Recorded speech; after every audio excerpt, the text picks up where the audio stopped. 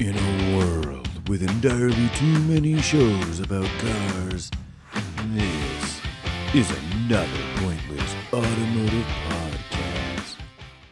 Well, welcome back to another pointless automotive podcast Another starring one. starring Frank and Chadwick. Hi. Hey guys, welcome back to the pod. This episode, I'm kind of surprised we haven't touched on this one yet, to tell you the truth, because I think we both kind of appreciate what we're about to talk about, and we've owned some examples, or currently own, in Frank's case, Mhm. cars powered by Honda's famous VTEC engine. So we're going to call this one VTEC Just Kicked In, Yo. And we're going to just go off about the VTEC and have a good old chatty chat. We should. Good Deservedly. old VTEC, indeed. Do you remember back in the day when that was like high flying technology? That was some like crazy shit.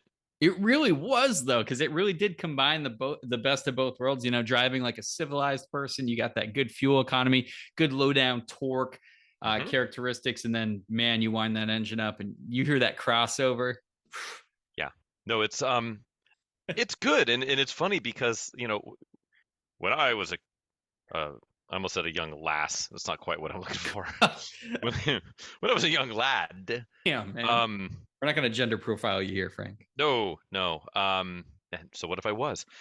The the whole thing with VTEC, like I kind of played in the muscle car side of things generally, and then I knew plenty of other people that had import stuff, but it was like turbocharged. And so in my misguided youth, I kind of poo-pooed VTEC a little bit. Like I thought it was just like, like what was the really lame? There were a few like lame the pre-meme era when you would just have like a kind of like a snarky saying about something like there's no replacement for displacement, things like that. And Right. I want to say there was a VTEC one where it was like VTEC is like waiting for bad sex or something like really kind of lame that like was kind of clever when you're like a sophomore in high school or whatever. Right, But right.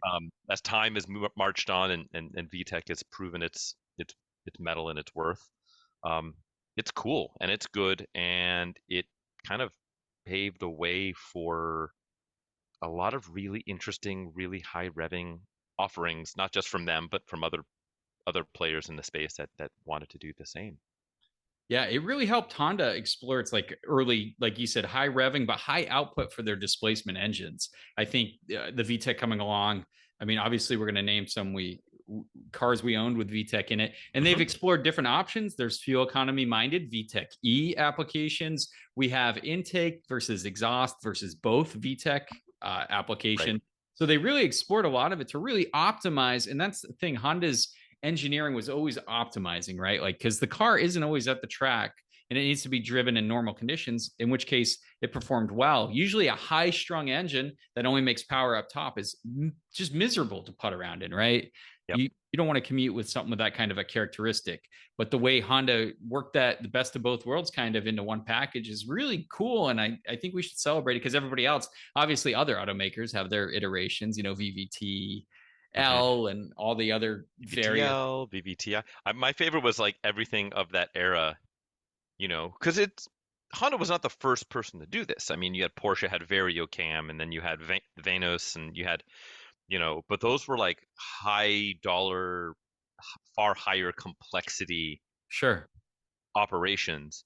And so when you had its engagement was like stark, and it was on these high revving lightweight cars, and it was affordable, and they were in, your Integras and your Civics and things that people were able to spend money on and then spend more money on modifying them, but still not break the bank. Um, it really made it was like the star of the show when it came to setting the mark for um, technology in like modern NA engines of the time, like in the 90s. Mm-hmm. And it was the star of the show. It was like the famous one. It was like Hemi was a brand name for Chrysler in the 60s and 70s. VTEC was like the brand name that everyone wanted, to the point where you had like Ford had Z Tech, and then you had like everything was tech Well, added. to the end VTEC of it. call outs. Like think of the Civic Hmm. Si with the VTEC big decal down the side. I Pre- mean, Prelude Si VTEC. yeah, the badges were on the Preludes. The Integras had the VTEC badges. It's just wild that that engine technology was that profound, and everyone, the enthusiasts, loved it. That they actually put that on the car itself. Frank, personally, VTEC powered cars you own or you've owned in the past? Do you have a quick list you could buzz through? So, I mean, yeah, it is a quick list because the one I have now is the S2000. Okay, 2006 Honda S2000 Big one. F22C motor. That is, I don't want to say the poster child for VTEC, but it in a lot of ways like the AP1 specifically with the 2 liter that revs to nearly 9,000 RPM Right. is what a lot of people think. But in my mind, anyways, I always think of the earlier stuff when it comes to VTEC. And I've really only the only other car I had was one of these cars that you would think of, my Integra, but it was a non-VTEC car. Oh, It okay. was just an LS. It was an LS sedan with the B18 B1, I think is what it is, which is the 140 horsepower non-VTEC dual overhead cam engine, which is a good engine. It's a good motor, yeah. Um, and unless we count like the EVTEC in the 1.3 liter gutless wonder that's in the You better uh, count. the um, hybrid Civic, I I haven't had any other VTEC products. Which I Wow. suppose if I'm gonna have one, the S2000 maybe the one to have. I mean, NSX aside, right? Like, Yeah. um, how about you? Have I've you had probably had more VTEC experience than me? not a lot, but I think I've had five total. So I had a 93 Civic CX hatch, the EG, with a D15B VTEC swap from Japan. So that's at Nice. 1.5 Screamer. Yeah. I had a 98 Honda Civic EX. So that's that single overhead cam VTEC, the Okay. 1.6 that makes 127 ponies. I had a 92 Civic VX. So that's the fuel economy one. So Right. E-Tech Yep. E, I believe it's Okay. called. And then I had also the Honda Accord V6 Coupe manual. Remember that bad boy? Yeah, that's right. 3 liter single overhead cam VTEC application. That thing made some power. Holy cow. And then obviously my 93 Acura NSX, which is probably the biggest like poster child because that really put VTEC up front, right? Because that was the special sauce in that motor And that they have. that was the first VTEC car that we saw here in North America, right? I think was in the NSX. That's what the platform they launched that tech on. So Yeah. six dual overhead cam, making 270 horsepower and change, something like that. So Yep. and rev to the moon. So I've owned a good variety of various VTECs. I think nothing illustrates it more mainstream than that Civic EX from '98, the EK. What a Yeah. good motor that is. And I'm going to bring those up later because I think that's a cool. I still want to build one of those because everybody did back in the day. But VTEC, man, such a cool technology, and just plugging it like a Civic EX, you can buy one of those for like 2-3 grand, and you have a good building block for like a really cool car. And we're not even talking about K swaps yet, right? It's no, not at all. And what I like about it is it's not VarioCam, it's not Vanos, it's not these other systems that are far more complex. It's like really pretty simple tech, um, but very effective. Yep. And I think those cars, and we've already seen it, right? We've already seen the rise of values on Hondas, like 80s, 90s Honda products. Hmm. Um, I don't think that's slowing down. Like if I was like which I'm not, but if I'm like a speculator and and I'm gonna think like, what is the really cool stuff to grab now while you can? Is anything stock and VTEC? I think there's just so much the way they drive and the drama and the noise of that cam changeover at 6 grand, 65, 66. 7, wherever it is in the rev range on whatever it is you're driving in particular. Um, it's almost like 80s turbo lag, where in period it was just like, well, like it's there's no down torque and you got to ring it out and ba ba ba ba ba. But now it's like I want to do all of that, and like I want to experience that drama and that burp, like that It's cam cool. changeover. Uh, And so many of those cars were just destroyed, right?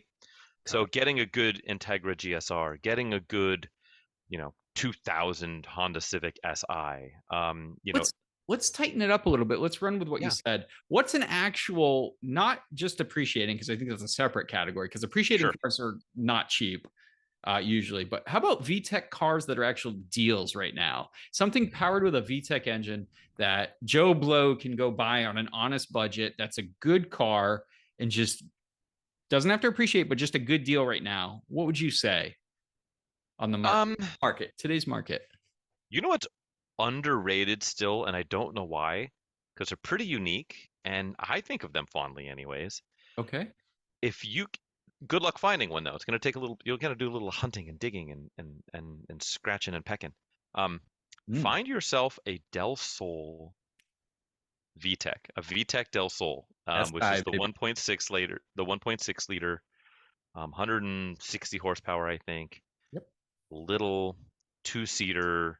I just think of those cars fondly. They've got the removable targa with the roll down back window. Lights, the quad. And yeah, they're cool. They're I don't know, they're cool. I mean, it's either that or get a Civic, but you weren't going to use that back seat anyway, so get the Del Sol, right? Like that's what I'm thinking. I'm going Del Sol. You can go like RSX. I don't know. What are you thinking? Dude, on my list, Del Sol for sure. Preludes, I think, are still critically and like shockingly undervalued. I love a fourth gen Prelude. There's you get your VTEC action. It's still a good thing. I would actually say they're probably going to appreciate, probably not immediately, but in the future for sure. Yeah. They're still very good. I put the EK Civic on there still. You can still score those for 2 to 3K, and that's a good intro to VTEC actually. Hmm. I did put another one on here, and I think it's harder to find, but the Acura TSX, the first generation manual. Yeah, those are good. Oh, it's a timeless car. The interiors didn't hold up too well to the muster, but Yeah. uh, geez, that's an early K engine too, by the way. So When's the last time you've seen one of those in red that wasn't now pink? true. Every one of those I've seen that was red is now just faded into The oblivion. clear coat shit the bed. If it had leather interior, the seats just disintegrated. But Yeah, the door man, panels. snickety little 6-speed gearbox when Honda was making one of the best gearboxes on the planet. That K series VTEC. And other than the very, very base cars, my feeling is I think that's part and parcel to why one of the reasons why VTEC was so fun was they were also generally paired with excellent manual transmissions. Exactly. Yep. And so you weren't like accidentally money shifting them because like you knew where you were and the engagement was good and they were snappy and like the cars were light. It's just like the overall package. Like if you took the H22 out of that Prelude VTEC we're talking about, right? My And heart. you put that into, I don't know, a Cavalier with a Cavalier shifter in it, like it's still going to be garbage. It's still going to be like not. It's a really good point because you're not going to want to or be encouraged or motivated to shift anything north of 7,000 RPM if it's freaking grinding or just Yeah, vague and you don't know what gear you might have just slotted into because that's a big one. yeah, 100% yeah. right, dude. It has to have a competent gearbox and like you And said, that's what Honda does. Honda in the 90s and early 2000s, just gorgeous gearboxes. Yeah. That TSX has a good one. Those are good. Did you have any other like really good cheap VTECs right now? There's not too many, unfortunately. I mean, I still think they're harder to find, and anything GSR is overpriced. But the price on the sedans are still lower comparatively, and I think it's a better buy. So if you can find a 94 to '01 Integra GSR sedan, the better buy is the earlier pre-facelifted cars with like the Fat Five wheels and like those are the better buy. I prefer the facelifted cars, which is 98 and later. Um, so those are as good a buy as you're going to find in the world of Integra and VTEC. Unless you want to go, um, what is it here? Is it the EG? Not EG. What's the like the O2 and up egg shaped? Oh, Why can't I think of the moniker? EP, my friend. EP, thank you. Yeah. Jesus. That was the Yeah. early K series, 160 horsepower out of a 2 liter. Hmm. Uh, and I like those, but that car gets crapped on because the RSX Type S had the 2 liter. Had the bigger motor. Yeah. Yeah, had the bigger motor, but like if we're going dollar store edition, those are still fun. Yeah. The interiors are practical. I like the shifter in the dash on those, which is like a throwback to the old like Honda Z600, you know, two-cylinder coupes, the 70s. So otherwise, I think the true value proposition is find yourself a 200,000 mile S2000. Like seriously, I'm dead nut serious on that. That's a good one. In the appreciating category, I do have S2000s.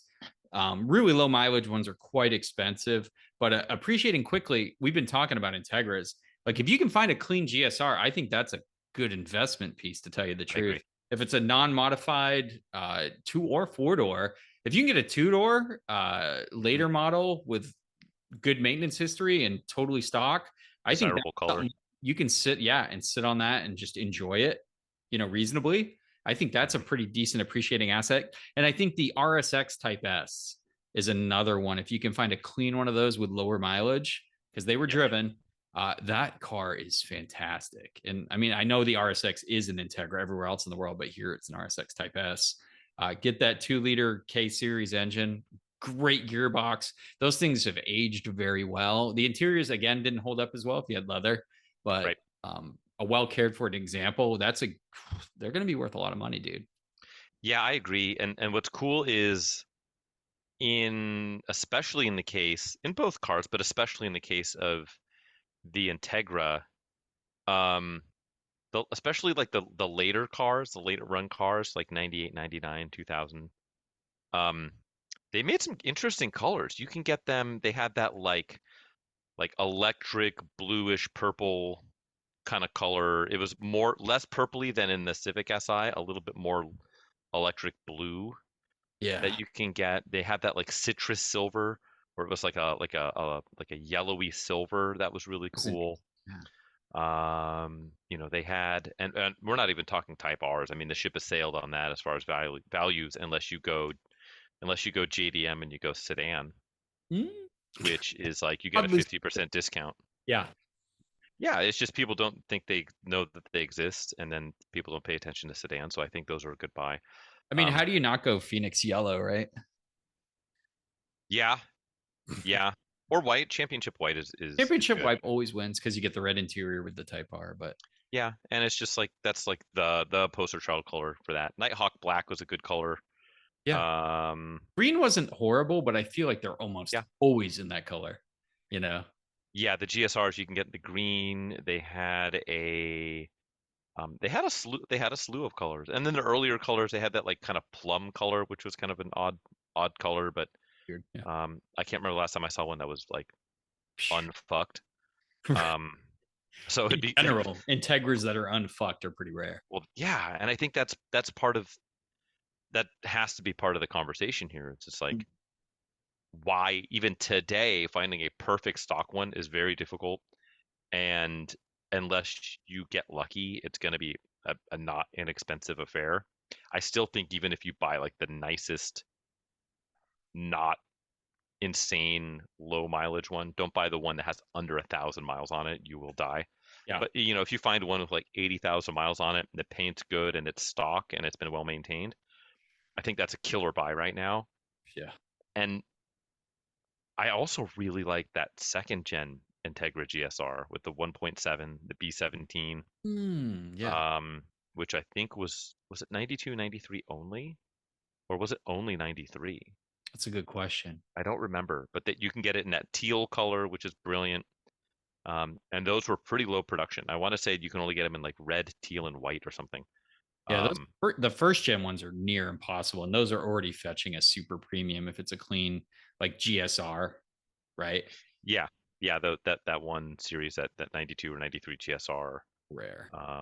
And then the first gen Integras never had anything with VTEC in them, but they had that cool RS package where like you can get black with the gold wheels or white with the white wheels, Right.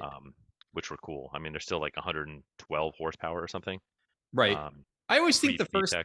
yeah, the first GSRs will always be valuable, and they made there was low production, so that's Yeah. always going to be an expensive car. But yeah, for some reason you can find the 97, 98, 99s GSRs, but they're really starting to creep up there. I think they're appreciating, and the hardest thing is finding one that someone didn't like cut the springs, someone didn't put like fender flares or something stupid like a body kit, or gutted the interior. You know what I'm saying? And it's just Mugen catback, but like Mugen with like two U's. It's like like two G's mugging. awesome. Yeah, exactly.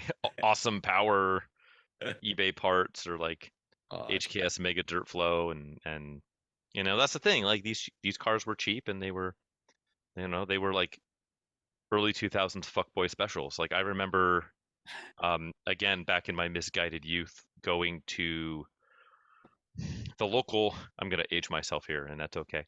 Going to the local Tower Records after high school. At night, it'd be like Friday nights, everyone would go, not everyone, but those in the know would take their cars out to the Tower Records in lovely Concord, California. And everyone would meet up there and it'd just be like everyone would meet in the parking lot, talk for like an hour. And then somebody would be like, hey, we're all going to go race over like at this industrial park or that industrial park somewhere where no one's going to bug anyone. And I never had the sack or the ineptitude to actually participate in the racing, but I would drive out there like, I'll watch this. Like this seems like a good time. Oh yeah. And so the amount of just like ratted like Civics and early Integras and stuff were just like they'd be stock except they just cut the muffler off and gut the full interior and like remove structural components and just like really bad decisions. The springs, every one of them. Yeah, like I remember a dude cut the rear package shelf. He just like sawed the rear package shelf out of his like 91 Integra. Like it made no sense. What? But the kid was like 15 and on like he had no license. It was this is what you did. But this is exactly why these cars are long dead. It's stupid shit like that when they were worth no money. Well, there is expensive VTEC too, right? Like we already named Yes. NSX is expensive VTEC. I think low mileage S2000s, especially if it's like a CR or like something like that, that's obviously expensive. Integra Type Rs are like astronomically high right now. Remember when you could for one for 20K? That's not the case anymore. No. Dude, how awesome it would be to have a Type R Integra though. Yeah, I mean it's on. I would really, really want one. I've ridden in them before and they're excellent. So good. For triple the price of a GSR though, I just don't know if I can justify it. More than triple now, for sure. I mean, I guess like 100%, dude. Yeah, I suppose you're right. Probably a 5X. Yeah. Here's a question for you. Would you take, I think NSX is a different category, so we won't lump it in, but sure. S2000 Integra Type R. Both low mileage, perfect examples in the color of your choice. What do you take? And I'm gonna approach this from the angle of I have to, and I'm saying that in air quotes like it's a bad thing, but I have to have it and own it forever. Like selling it, or if I get rid of it, it's for $0. Like I there's no selling it. It's just what am I having from here until the end of time? Mm-hmm. And based upon that, I think the right answer is Integra Type R, but I think I'm going to answer S2000. Really? Yes, because I think the S2000, like the Integra Type R is maybe, you could make a very cogent argument that it's the greatest front wheel drive car of all time. It was until the Civic Type R, probably, like as far as speed and. Yeah, I mean, there's a lot of modern stuff that will roast it on a track right now. But at its time, definitely the fastest front engine. And for a long time, like it's like people herald it like the the greatest handling front wheel drive car of all time, and that might be the case. It might not be the case anymore, but that's the mantle that it holds. However, compared to an S2000 is like a purpose built sports car, right? Like it's the engine is back in the chassis. It makes more power, which is like not my argument here, but like Mm. the suspension geometry, that car was designed ground up to be a sports car, while the Integra is an Integra, which is like based on an economy car. But I mean, its roots are in a Civic, and so convertible, not convertible, I don't care. I'm not going to work that into this equation, but just like the driving dynamics of the two, like the greatest front wheel drive sports car of its era, or like an actual sports car.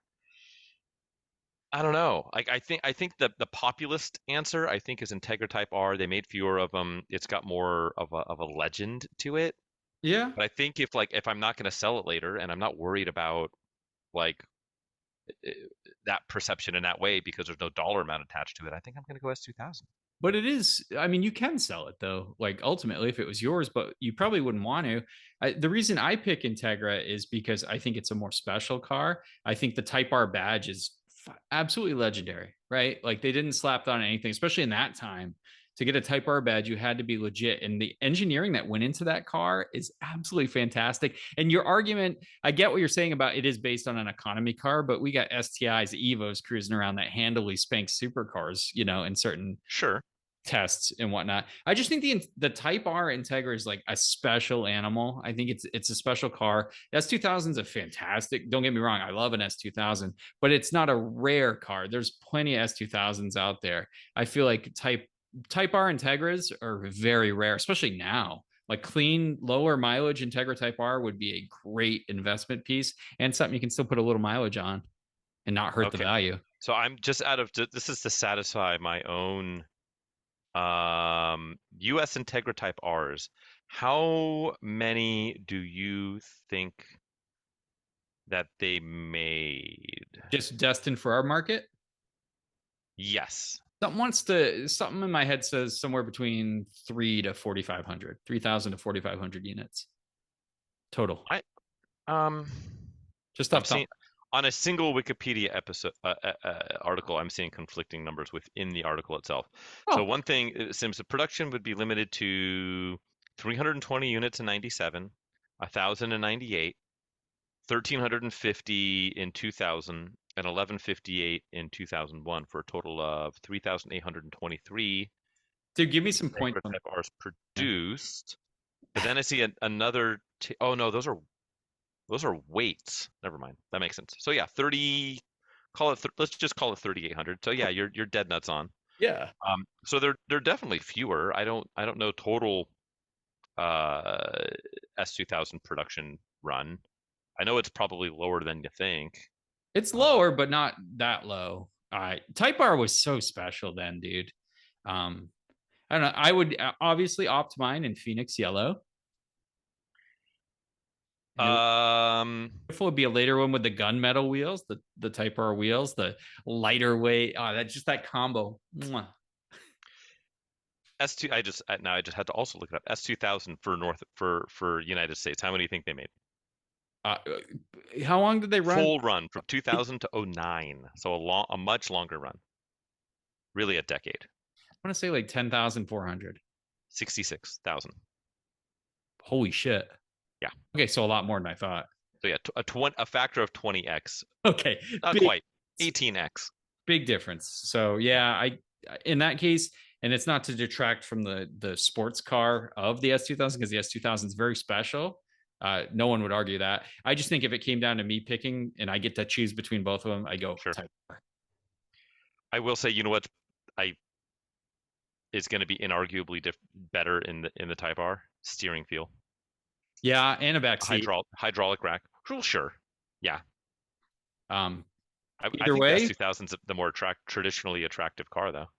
I don't know that Type R in yellow. It's just the wheels. Everything looks so In good. any color, really. I mean, there's just still a good-looking car, but I don't know. I think the S2000 is a more traditional looking, like sexier car, but they're both good. And Yeah, here's the thing: it's like potato, potato. yeah, drinking all the revs though. So both of them very, very revy, if you will. VTEC VTEC just kicked in, yo. Definitely kicked in. So yeah, it's a win-win, but that's a tough question. But yeah, that Type R is just something about it. The Type R badge decal on the side, money, Hmm. absolute money. Are we missing any like VTEC and performance VTEC specifically? Are we missing any? I will say back to the good buys. I think your Accord V6 6-speed That's a good one. deserves a shout out in there. When we think VTEC, we think four bangers. Right. With that, Um, we can also mention like CLs and TLs, right? Because you could get a yeah, engine in those, which is pretty cool. I mean, you could get an Acura TL Type S with a 6-speed manual, unicorn style, with those a are cool. deck engine. Absolutely. But yeah, there's some cool VTECs floating out there. They ever put any VTEC in anything but a car? They never put it in an SUV or crossover. Yes, they did. Or did they? Like MDX and stuff. RDX? How about the RDX Type S? The new one SH, or like the first gen? the SH. Remember the first RDX Turbo? Did that have VTEC? Probably. I don't Maybe. know if that it was like performance VTEC. I'm sure with the turbo it was a little bit of a different deal. Yeah. Same with like the MDX and stuff. Those were all single overhead cams, but I think they did have VTEC still, single overhead VTEC, like the RL did, the 3.5 RL starting in like '05. Okay. Um, those RD, Talk about an the understated car, the RL. Remember when that first came out? real luxury, the RL. All-wheel drive too, right? Those early RLs are maybe the most boring cars ever produced. I think they're Those state. early ones. Dude, it's like the RS6 of Honda Acura products. No. Yes, it is. RS6 at least kind of like it's got a little bit of a fender flare situation. They've got good wheels. RL is definitely wider than like a TL. It's got a wider stance, man. It's got all-wheel drive. It's got a price tag. Those '05 ones are a little bit more exciting, but I'm talking the earlier ones, like like a '97 RL, a '98 RL. Would you say a Legend is exciting? Those were still nice. VTEC Legend, also, by the way. Well, the RL was a legend. It was called the Legend elsewhere. They just decided that we're gonna do away with names and just call it the RL and the TL and the TSX and the RSX and the RDX and the whatever. Well, how about this Acura Legend manual coupe with the Type 2 engine? That's VTEC. Yeah, yeah. It's a cool And car. and are those VTEC? Actually, don't the Are Type they? twos? Are they? I don't know. I think it is. I don't know. When I think of Type 2, I simply think of diabetes, um, and Wilford Brimley. But yeah, the I don't know. If I'm Legend shopping though, I'm going first gen Legend coupe. No VTEC on the Legend. Sorry. Okay. All right, there you go. Does But, not compute. but Did and I wonder, I assume that they probably at some point licensed VTEC out to other manufacturers, I wonder. oh, I don't know. The technology, possibly. And so Possibly. you might have some, like some weird, yeah, Rover or like an Opel in Europe or something like that that like has VTEC, but like they don't call it VTEC. Remember the cheap dating myself when we used to have home phones. I remember the VTEC Hmm. ones, the cheap light up clear Yes. ones.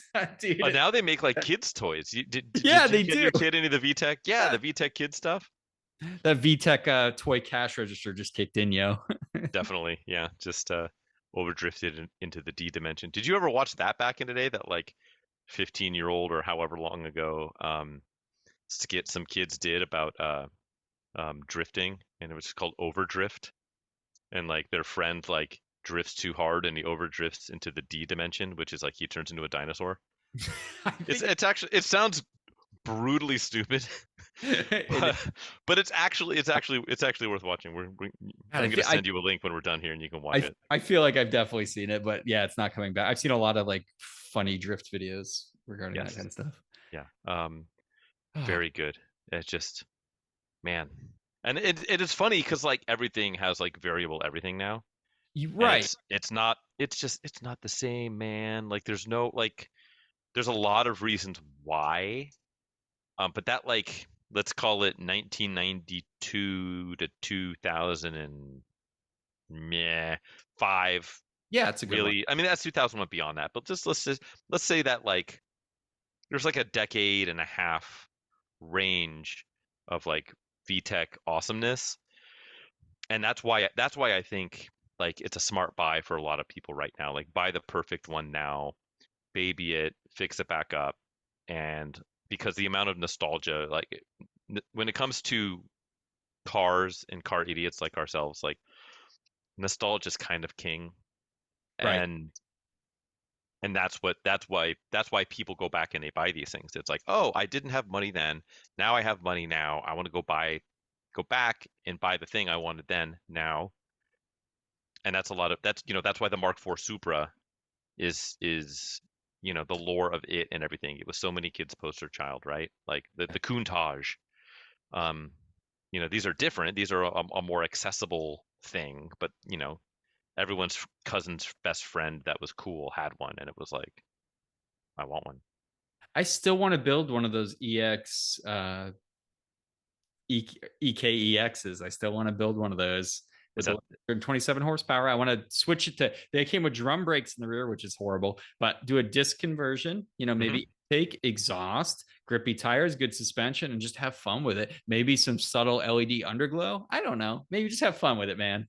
And you know what's tricky is the thing now with the 25-year rule and all of these importers importing stuff, JDM stuff. I know a lot of those cars are probably more expensive than you would think because they were so legendary in Japan, but like picking up a Civic SEIR hatch Yeah, is absolutely. not impossible. And you could probably get a very, very, very cool one for like under 20. And yeah, it's right-hand drive, which would have been the shit in like 1999. Like Right. you would have been a god if you had a right-hand drive Civic SEIR Oh, hell in yeah. the 90s. Now it's like we're kind of used to it because of all the imports, but that's the way to do it. Is you just get like a high flying JDM example. I mean, those EP ones are pretty close, the little egg ones. Yeah. That's a lot of bang for your buck, too. And you already have VTEC, you already have the SI comes with good brakes, good 6-speed manual. So they're still out there, guys. I'm really down with the Del Sol SI. I'd like to score one of those in that freaking bright ass green they had. Hmm. Something about that, man. That'd be a fun car. Yeah, I remember. So when I was in high school, a buddy of mine had one. His name was Todd, and then he got a Del Sol. So then we just started calling him Del Todd. It didn't make any sense, Sure. but dumbass is gonna dumbass. And so yeah, he was Del Todd. And so Del Todd had his Del Sol. It was black. It was a black Del Sol VTEC, and he was modding it. And I remember he got to the point he was asking me, he's like, "Yeah, what should I do? I'm thinking about doing cams." And I'm like, this is your only car, right? You're dailying this thing. He's like, yeah, yeah. But like, I need, like, I want more power, so I'm gonna do these like lumpy ass cams. I was like, bro, you're gonna get like 11 horsepower on this thing, and it's gonna suck to live with. I At was the like, don't do that.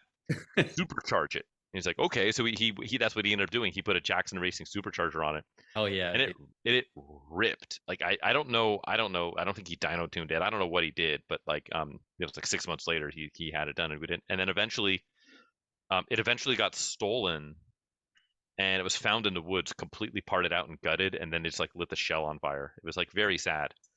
Um, but yeah, Del Todd, if you're out there listening, you know who you are. yeah. Shout out, homie. Way to go all the Um, way, bro.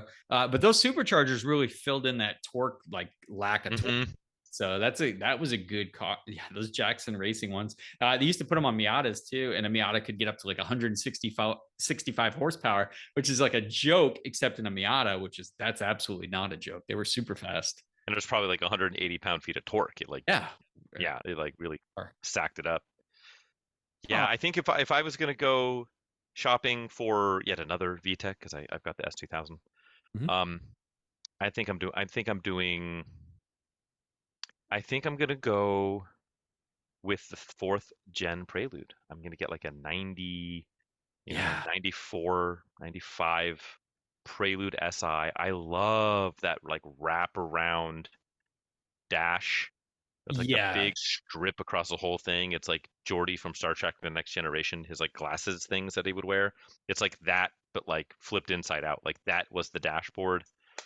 Do you like Um, the fourth more than the fifth gen? I'm partial to the fifth gen myself. I like them both. I think I like the fourth gen better.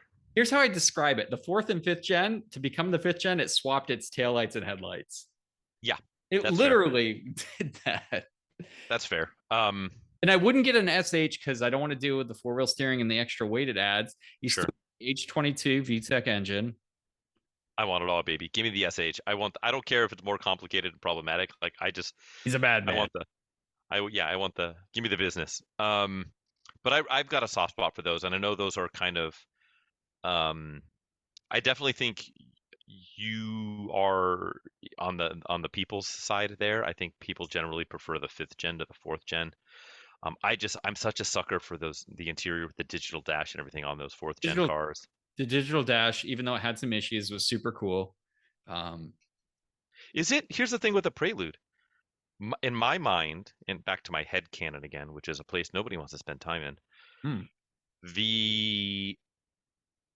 You take every Prelude and you put it next to that generation's Accord, and it's just like they just got an Accord coupe and made it sexier. Yeah. It's different though, right? Isn't like the suspension setup completely different than Oh no. I mean mechanically they're very different, but stylistically, it's like somebody got an Accord coupe and then like just like sprinkled a bunch of like sexy dust on it, and it like squished down, and like it got sportier, and like the haunches got higher, and like the belt line got lower, and it just the headlights got a little bit more like angry looking. Do you like the seating position in the fourth gen? Because I've driven a few and I feel like I'm laying down. My legs are literally straight out. It's a weird. When I'm driving a manual, I tend to be a little up closer on the pedals than in an automatic, and the only ones I've driven as manuals. And so like my nightmare is me putting the clutch in and having my left knee like locked in order to get the clutch to the floor like that. I cannot. I know lots of people they drive. I cannot drive like that. No. But in the Prelude, I'm always up a little bit. The way the seat is and where the pedals come in, you do have your legs almost out straight. It's just the way it's designed. I don't remember that specifically. So if it was like that, it wasn't enough for me to notice. Now my 924 is very much like you're like on the fucking floor. Yeah, that's rough. And I drive like in a race car too. Your arms are bent at a certain way because you don't ever shuffle your hands. So in all my cars, which are all manuals, I'm the same way, man. I sit kind of like an old lady basically, and I don't like my leg to be at full extension with the clutch. Ever. No. It's a horrible feeling. It's like it's like that smell when you think you're doing a huge smoky burnout and then it smells like clutch and you just want to like crawl in the hole and die forever. I don't know what that's like. I don't know. No, very similar. Yeah, the locked left knee when you're engaging the clutch is just a bad place to be. But yeah, I don't remember specifically the driving position being it's wonky. Pretty back. I'm surprised you don't remember that. I don't. Maybe I was too laid back personally to pay attention. And yeah, and it's funny. The only fourth gens I've ever driven have been manuals. The only fifth gens I've ever driven have been an automatic. Interesting. Yeah, who knows? And that's the thing though. The fifth gens avoid the autos because those things self-destruct like immediately. Oh, I would never get a Prelude with an auto. Yeah. Sure, but even if you're just like, I need a point A, point B car, and I just need to like have it be reliable, like that's that era Honda automatic transmission. They're good at subduing themselves. The Accord V6 generation with the NSX copycat lights, those things just ate transmissions, and you didn't have a manual option with the V6. Unfortunately, correct. Gen, yeah, only on the 4-cylinder. You could get a manual 4-banger, but yeah. Yep. Yes. Anywho, I'm really glad we could like give the VTEC some, and we probably didn't do it any honor, but it's just something we haven't talked about in the show. And I think we both like those cars and we've owned some. So we're currently on some. So that was a lot of fun. But is it quizzical time? Let's get quizzical. So I want to get quizzical. Frantic quiz. Let's get quizzical. Sorry. Carry on. Whatever that is. This is our weekly automotive print ad quiz game show where we read a periodical magazine article advertising a car from the 80s, 90s, early 2000s, all fair game, omitting anything that gives it away. Frank's going to be reading it this time. My job is to guess. I have 3 guesses to guess the exact make, model, year, trim, sometimes bonus points for us there. If I fail and I miss a guess, I can ask for a help or advice or anything to try to get me there, because the goal is to try to get there.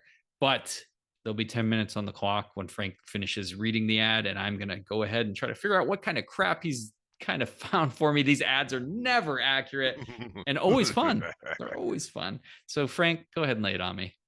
Oh boy. Okay. So this one is it's interesting. I haven't decided if it's overly That's easy or impossibly difficult.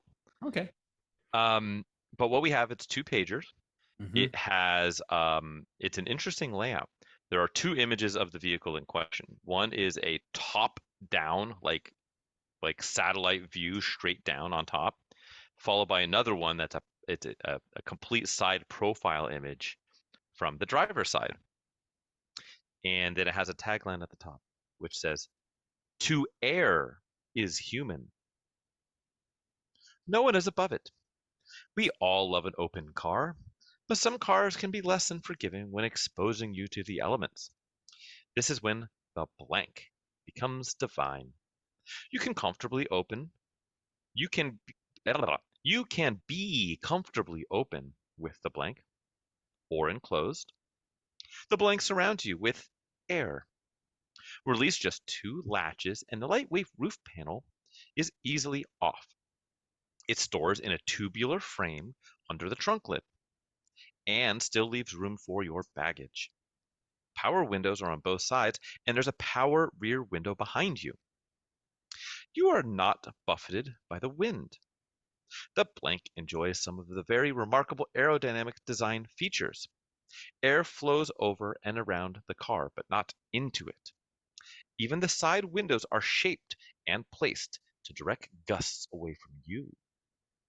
With the top off and all the windows down, you don't have to shout to be heard. It's that quiet in there. It's also fun to be in there. The blank drives like it looks. Fun. Sit comfortably. Shh. It's fun. It's fun. It says it twice in like 11 words. You sit comfortably in a firm and fitting seat. All of the instruments in the cluster in front of you, and you can glance and see everything at play with a. Oh, I screwed that up again. I'm having a tough time with this one. So you can see everything at play with a glance. Steering and handling are quick and precise. The double wishbone suspension on all 4 wheels offers plenty of travel to smooth out bumps and keeps the wheels flat on the road. If it's humanly possible to make a 5-speed manual transmission shift gears any smoother and quicker, then it has been done in the blank, which makes driving the car more of a joy. Fun, again. Or, that's literally what it says. Or enjoy the available 4-speed automatic transmission with lock-up torque converter. Oh, It's fun too. bullshit. The engine is another pleasure and source of amazement. It knows to breathe in more air as it runs faster. Sounds almost human, doesn't it? Engineers designed the engine to produce more power when you need it, like passing another car, and to be more efficient at lower speeds, like cruising around town. They call it variable valve timing. It works wonders, and so you'll find it in the blank shown here. You'll find 4-wheel disc brakes, too, a front stabilizer bar to add to the fun, and a driver's side airbag, which provides additional protection when your seatbelt is fastened, as you know. I don't know why they added the "as you know," but they put that there. Okay. The blank was created from top to bottom to make driving more enjoyable. Any less would be to err. Sir, Full circle. full circle. What are we talking here? I think I got it. I think I Yeah. I was like, there's not a lot of tech specs, but if you know the car, it's going to be like a layup. At least that's what I thought. My brain was like scattered when you said two. So I got two door, and then you said window behind you, and I'm like, why would they just say window behind you? Like, how many cars actually have a roll down rear window? And then I'm thinking about what we're just talking about, but also double wishbone cemented it. We didn't even mention like a lot of these VTEC Hondas actually came with very advanced suspension, like double wishbone. Even For the price point, for sure. today, like double wishbone, you're probably getting a real sports car to get that Hmm. kind of setup. Yep. So this one totally has to be what we just spent the episode talking about. I don't know if you picked it before, but that's perfect. This is going to be I did actually. oh, perfect. This is the Honda Del Sol SI. It is, although it doesn't specifically say SI. It didn't get into it, but it does talk about it having VTEC, and it does, yeah. But the 1992 Honda Civic Del Sol. It's kind enough to send me a link. I did, so you can check it out in that Oh, delicious green we were yes. talking about. Oh my God. Dude, these things look great. That's what I'm saying. Like, how is it? How is this the one that like nobody? It's kind of the one nobody cares about. Like, it got kind of a rap of like being like a quote unquote chicks car, you know, like the Miata had that air for a while, and I guess. I don't know, Interesting. I don't know, but I'm into it. And I think, yeah, how cool is that? Now I've never actually ridden in one with all the bits and pieces down and off of it, so I don't know. I don't know if it's true. Like, can you just like have all the things down and your hair doesn't get ruffled, and like you can have a casual conversation with your night walker that you just picked up Uh, I don't know. I think it's worth behind a trying. behind a supermarket. Well, I mean, you couldn't contract anything inside the car. It's too compact, I think. This Um, but yeah, cool car. Honda Civic Del Sol. interesting. Very interesting. Well done, sir. Thanks, man. Appreciate that. Hey, I'm actually flying blind right now. I don't know why when I clicked on your link, it took me out of the meeting, but if you can see Oh, me, I'm cool. Yeah, with that. we're good. Yeah, we'll see what happens. And that's fun. Speaking of flying blind, It's, um, should do you have any things to talk about while you stare at a blank screen, yeah, I or can we hear can your watch? beautiful voice, so that's enough for me. Are we talking about doing some Project Car Progress, We PCP, my friend? we should get progressive. I have just I guess I'll go first real quick while you Yeah. try and unbreak your machine. Um, I don't have a whole lot to bring to the table. I do want to make mention though. I mentioned it briefly when we were talking to our new friend of the pod, Zach Miller, our guest on the last episode, and we had mentioned to him that I had mentioned that I was just in Monterey for Car Week. Hmm. And so I'm back from that, and I took the S2000 down there because it's Appropriate. good and reliable and top down car week. Like it's kind of the right car to bring. Um, the amount of love that I got out of that stupid little thing, and I mean, and I say stupid from a loving place because comparatively to a lot of all the like extremely heavy hitting like metal that's down there, like Yeah. multi million dollar cars and really heavy hitting stuff. The amount of just like I'd roll up to a stop sign in like downtown Carmel and people walk around and be like, "Hey, S2K, what's up?" Or like, "Oh, cool. Hey, is that the original color?" Like, "Hey, bro, is that AP1 or AP2?" And like, Hmm. just like talking to people about it, and people just give me thumbs up and being really into it. Um, whilst just in a wash. Like I got into it, and like I met friends of the pod, Warren and Lane from DWA. I met up with them at a coffee shop while I was down there, and I let them, okay, bye, I'll see you guys later. And I get in my car and I look over and I'm parked across from just a dude street parked his Enzo, like just right there. And like like that's the kind of stuff that I'm like driving amongst. And like, I mean, yeah, people were taking all kinds of photos of the Enzo because like it's a street Sure. parked Enzo, but yeah, the amount of love that the little S2000 got and the thumbs up and the waves and all that was fun. And so that was good. So that's really the only progress that I've made. It was adding some more mileage on the S2000, which is good. It's always a good time. and an appropriate update for VTech Day. So, Absolutely appropriate.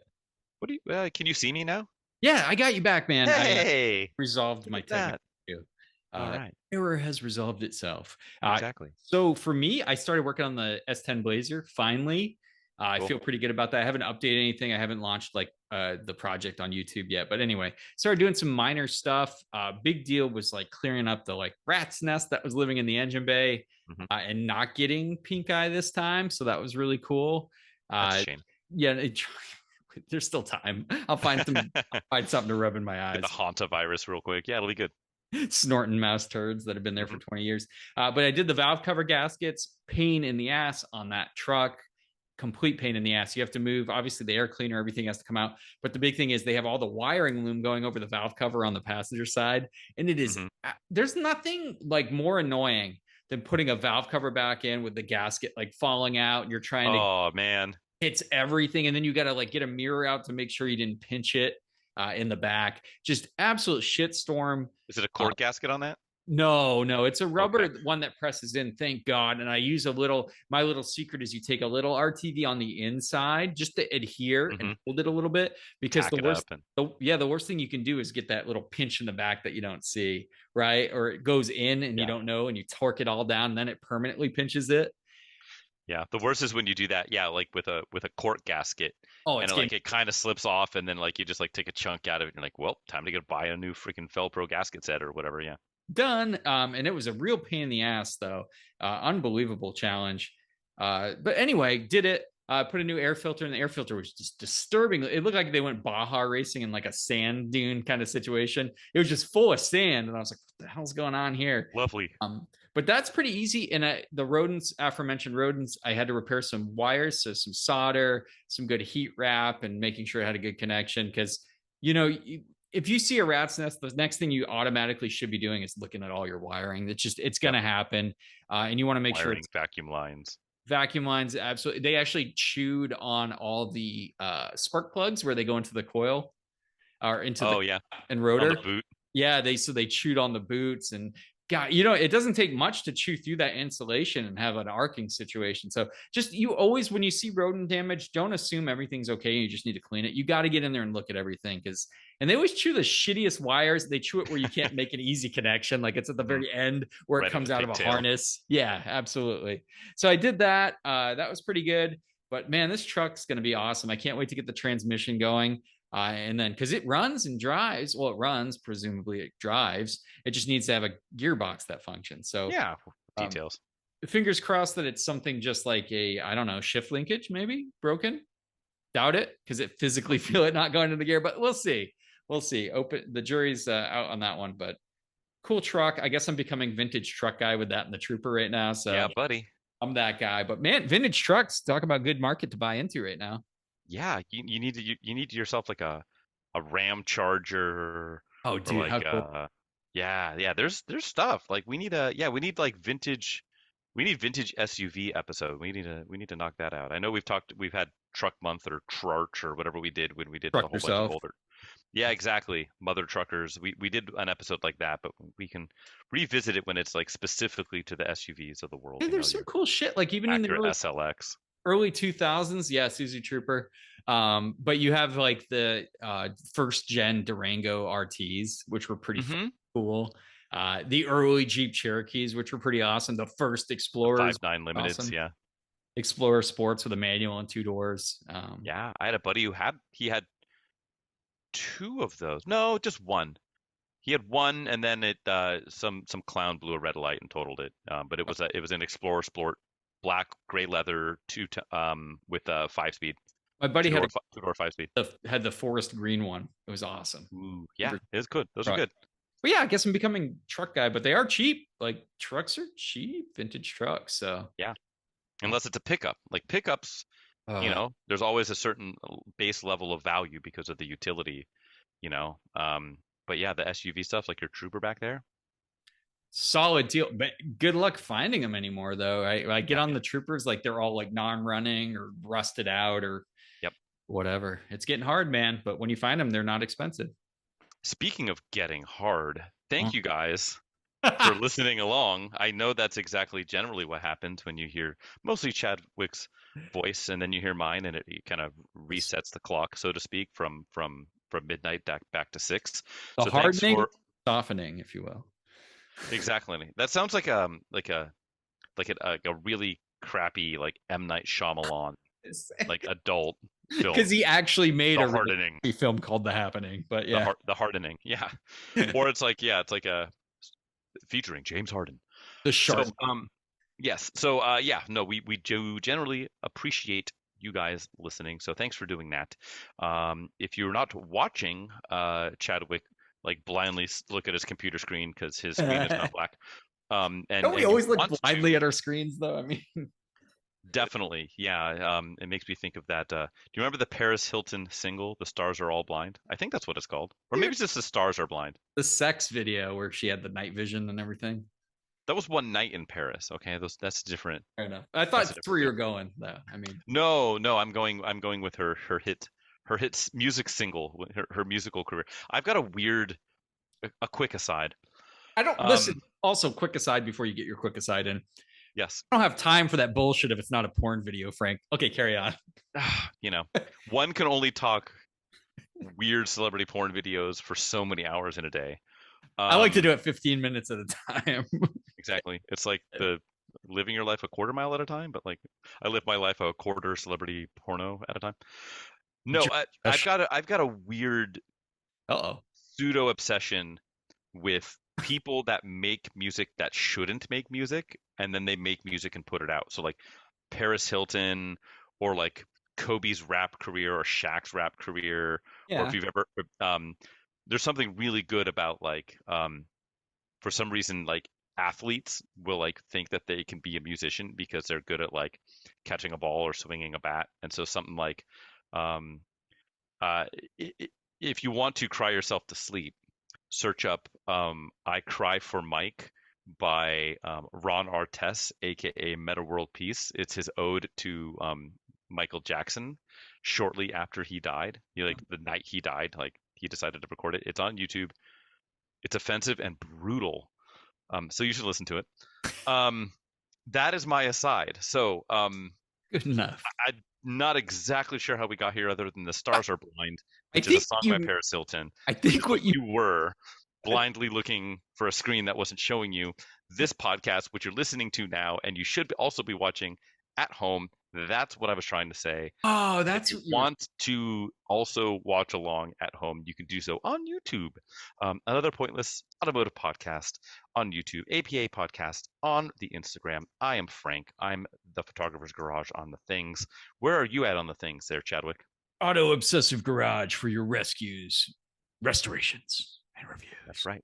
That's primarily on YouTube, sometimes on the Instagram. Always in your heart. Yes, as are you, dear listener. So thanks for putting it up with us yet again. May your VTECs ever be kicking in, yo. Please don't have a ticking VTEC engine. That's very bad. No, and don't get ticks. Ticks are bad. I'm gonna go out on a limb. I'm staunchly anti-tick. That's a fair. That if you're gonna be anti anything, that's a safe stance to take, my friend. All right, let's close this record down. VTEC, kick in and get us out of here. Thanks again, guys, as always. Take care. Thanks, homies.